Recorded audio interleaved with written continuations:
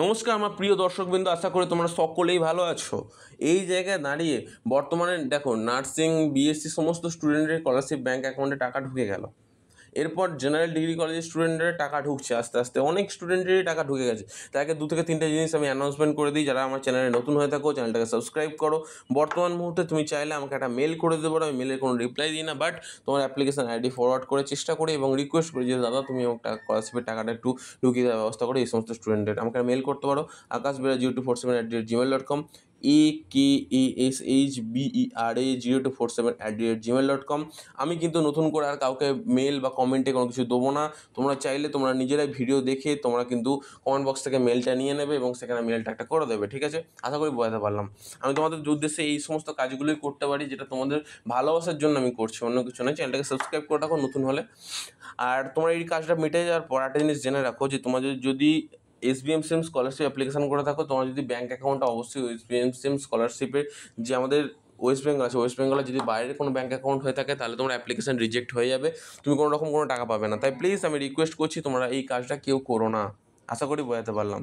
এরপরের সবথেকে বড় ক্রাইটেরিয়াটা কী জানো? যখন তোমাদের স্কলারশিপের টাকাটা ব্যাঙ্ক অ্যাকাউন্টে ঢোকার জন্য একদম ফুল এলিজিবল, এই জায়গায় দাঁড়িয়ে কিন্তু একটা সমস্যা কিন্তু এসে যাচ্ছে।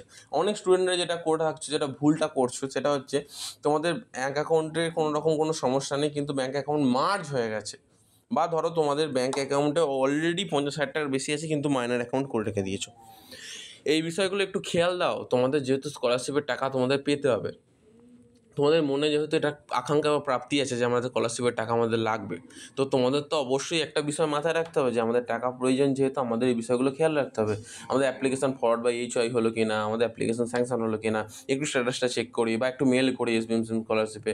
তোমরা যদি চিন্তা ভাবনা না করো, যদি ব্যাঙ্ক অ্যাকাউন্ট মার্জ হয়ে যায় কোনো কারণে, একটা ব্যাঙ্কের সাথে একটা ব্যাঙ্ক মার্জ হয়ে গেল, আইএফসি কোড চেঞ্জ হয়ে যায়, তখন কি তোমার টাকা পাবে ব্যাঙ্ক অ্যাকাউন্টে? কোনো মতে টাকা পাবে না, সেই জায়গায় আটকে যাবে। তখন কী করতে হবে? তোমাদের ব্যাঙ্ক অ্যাকাউন্টে প্রত্যেকটা ডিটেলস নিয়ে অরিজিনাল এবং জেরক্স কপি নিয়ে চলে যেতে হবে এসবিএমসিএম পোর্টালে, সেখানে জমা দিতে হবে এবং তাদের দেখাতে হবে। তবেই তারা ভেরিফাই করবে, তবেই তারা অ্যাপ্রুভ করবে। এই বিষয়গুলো তোমরা একটা বোঝো যে তোমাদের কী করতে হবে না করতে হবে। তোমরা যদি এরকমভাবে মানে নিজে হাত গুটিয়ে বসে থাকো তাহলে কি কোনো রকম কোনো সমস্যার সমাধান হবে? কোনো রকম কোনো সমস্যার সমাধান হবে না। সমস্যার সমাধান করতে গেলে তোমাকে এইগুলো বিষয়টা মাথায় রাখতেই হবে যে তোমাদের স্কলারশিপের টাকা ঢোকাতে গেলে তোমাকে এই বিষয়গুলো মাথায় রাখতে হবে, ঠিক আছে? এরপর ধরো প্রত্যেকটা বিষয় যখন একদম ফুল অ্যান্ড কারেক্ট সব ঠিকঠাক, তারপরেও কি তোমাদের ব্যাঙ্ক অ্যাকাউন্টে টাকা ঢুকে যাবে সবার?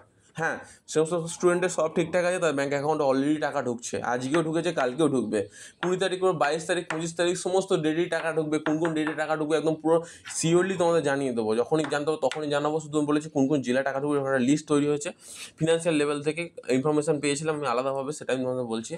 তো সেখান থেকে তারা জানালো বাঁকুড়া, বীরভূম, পুরুলিয়া, মেদিনীপুর, তারপরে হচ্ছে জলপাইগুড়ি, হাওড়া, হুগলি, উত্তর চব্বিশ পরগনা, দক্ষিণ চব্বিশ পরগনা, পূর্ব মেদিনীপুর, পশ্চিম মেদিনীপুর, প্রত্যেকটা জেলাতেই কিন্তু ব্যাঙ্ক অ্যাকাউন্টে টাকা ঢোকার একটা সম্ভাবনা প্রবল চলছে, ঠিক আছে? আর একটা কথা, তোমাদের যাদের টাকা ঢুকে গেল অবশ্যই এটা কমেন্ট বক্সে আমাকে জানাও যে দাদা টাকা পেয়ে গেছি বা স্যার টাকা পেয়ে গেছি, অসংখ্য ধন্যবাদ। অন্তত একটা কমেন্ট করে দিও, তাহলে তোমার ভাই বোন বা তোমার সহপাঠীরা না একটু মনে মোটিভেট পাবে যে হ্যাঁ দাদা টাকা ঢুকছে, ব্যাপারটা জানতে পারছে। অনেক স্টুডেন্ট আমাকে পার্সোনালি জানাচ্ছে, সেখানে পার্সোনালি জানানোর থেকেও পার্সোনালিও জানাও তোমরা। আবার তোমরা ওখানে একটুখানি কমেন্টও করে দাও, তাহলে আমি অনেক খুশি হব, আমার মন থেকে অনেক আনন্দ পাবো যে হ্যাঁ তোমরা প্রত্যেকের পাশে, মানে সবাই সবার জন্য, ঠিক আছে? এটাই আমাদের ভালোবাসা, এটাই আমাদের ছোট্ট একটি পরিবার যেটার নাম আমাদের পরিবার। আশা করি বোঝাতে পারলাম।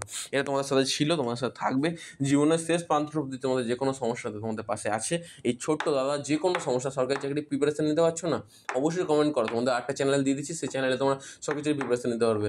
তোমরা হচ্ছে কোনো কারণে দেখা যাচ্ছে যে ভবিষ্যতে কেরিয়ার কাউন্সিলিং নিয়ে কোনো সমস্যা হচ্ছে, মানে কেরিয়ারে কী করতে চলেছো, তুমি আর্টস, তুমি কমার্স, তুমি সায়েন্স, তুমি প্রফেশনাল কোর্স, যে কোনো কিছু কী করতে চাইছো, মানে কোনো কিছু বুঝতে পারছো না, কমেন্ট করো, আমি সেখানেও তোমাদের সাথে আছি।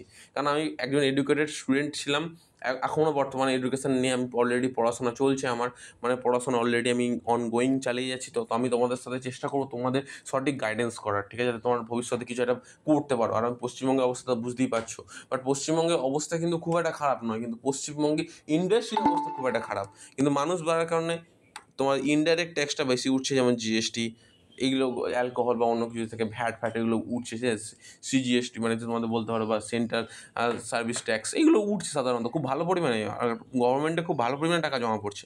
বাট তোমাদের সামনে দেখানো হচ্ছে অন্য কিছু, ঠিক আছে? কারণ যেহেতু কমার্সের স্টুডেন্ট ছিলাম, তাই তোমাদের ভালোভাবে ব্যাপারগুলো বোঝাতে পারবো, ঠিক আছে? তো আরেকটা কথা বলি শোনো, তোমাদের আরেকটা বিষয় তোমাদের অবশ্যই মাথায় রাখতে হবে যে যারা যারা টাকা পেয়ে যাচ্ছ আমাকে কমেন্ট বক্সে তো জানাচ্ছ, কোনো কারণে দেখা গেলো তুমি মেল আইডিতে আমাকে জানিয়ে দিলে, আমাকে তারপরে আর মেল করার প্রয়োজন নেই। 5 দিন থেকে 10 দিনের পর স্ট্যাটাসের পরিবর্তন হচ্ছে কি না আমাকে জানিয়ে দিও, কারণ স্ট্যাটাসের পরিবর্তন সবারই হবে। এবং যারা যারা আমাকে মেল করছো তাদের একটু তাড়াতাড়ি আগে করার চেষ্টা করবো, যাদের করছো না তাই যদি কোনো সমস্যা না থাকে তাহলে হয়ে যাবে, ঠিক আছে? এইটুকুই বলবো, মনে আশ্বাস রাখো, সমস্যা নেই, আমি আছি।